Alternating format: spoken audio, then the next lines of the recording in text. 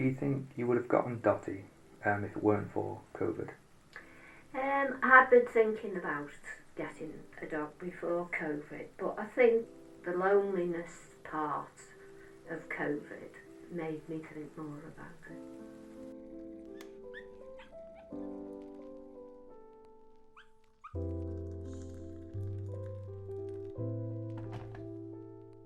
Initially, I had my name down for rescue dogs in 3 or 4 places, but I found that for a smaller dog, they always seem to want there to be another dog in the house, because most of the small dogs came from breeders and weren't wanted.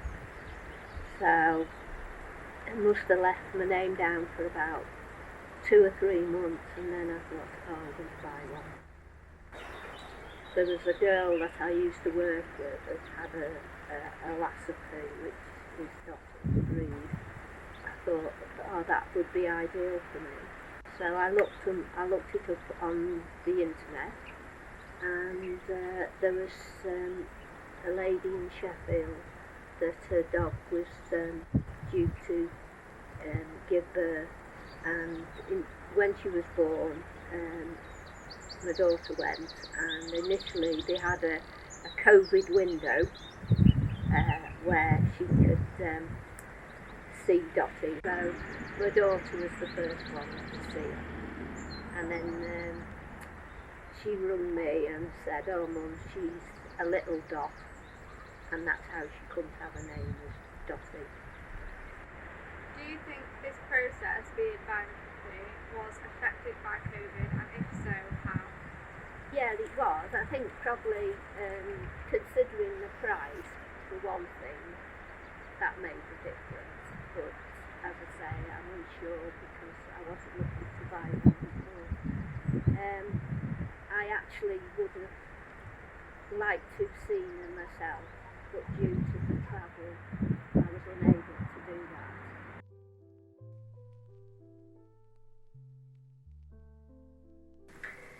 I think it may well have done if I hadn't been conscious of the fact and I'd been able to get out with her. I sort of took her to the local villages, knowing that she'd meet people and other dogs. If I hadn't have made that effort, I'm sure that she wouldn't have been as sociable as she is now. But I am conscious that, possibly she hasn't had the exposure of being off the lead as much as, probably she would have done prior to COVID. Do you think maybe separation anxiety might be kind of an issue for her, as she has spent so much time kind of with you in the house? Yeah, it could do, but what I have done is most days, even if it's only been for half an hour, I have left her. To make sure, and sometimes it's been 2 or 3 hours when I've left her, and she's been fine. Well, I think she's been fine, but she's usually sitting in a basket when I come back. Do you think that in regards to other people, when restrictions are lifted, more people are returning back to work, do you think this is going to have an impact on dogs being taken to the shelters and people not having the time or energy to look after their dogs? Yeah, well, it could do, and I think one of the things will be, isn't it, is like boredom for the dogs in the house. If you come home and your furniture's wrecked because they're used to the company in the home, it could be a problem, that could be with them. Is the rise of puppy theft something that you're aware of?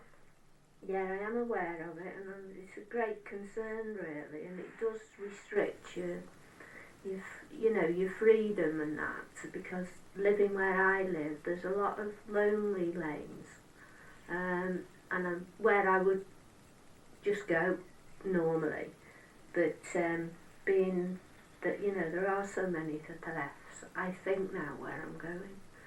So it has changed what we would have done, because I would like to go to more isolated places, but I feel unable to do that.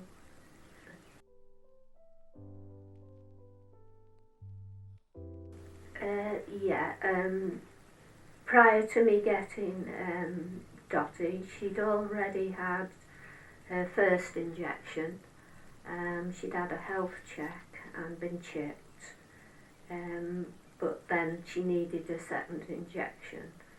So the vet I found was the one my son uses, and what you do is you go in the car park, you phone the vet, and the vet comes out to you and you discuss what you want.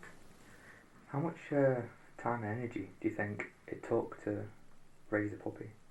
A lot. Yeah, more than you were expecting. Yes, it probably did, because other dogs I've had, it's always the family's been here. My husband, you know, prior to him dying, we'd had dogs, but he'd been around as well, and the children, and like with 4 of you, it takes the burden sort of thing off. But you know, I think people do have to realise it is a lot of work. Is there anything you'd like to add? Only that she's a joy. Mm.